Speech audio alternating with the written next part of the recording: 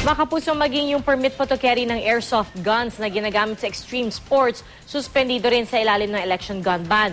Bagamat mga plastic pellet lang ang bala ng airsoft gun, malaki po yung pagkakatulad ng itsura nito sa totoong baril. Kaya't isinama na po ito sa mga pansamantalang ipinagbabawal. Balita natin ni Bam Alegre. Hudyat na nga ng pagsisimula ng gun ban ng pagsulpot ng kaliwat kanang checkpoint ng mga pulis.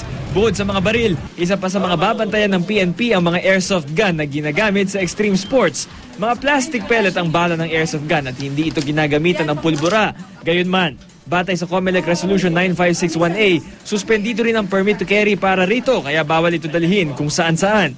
Makatotohanang replika ng mga baril kasi ang mga airsoft gun.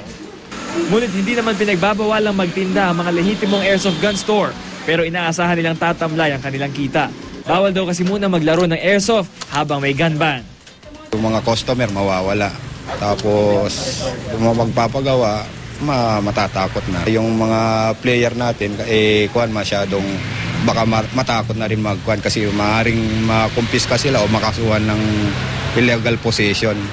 Di hamak na mas magaan ang airsoft gun pero sa biglang tingin, mahirap matukoy kung airsoft gun ba ito o totoong baril. Kaya mainam na rin daw na isama sa gun ban. Sa akin, okay na isama sa gun ban. Ang kwan lang nga, apektado nga rin kami. Kasi sa kaligtasan din natin yan kung sakasakali. Bam Alegre, GMA News.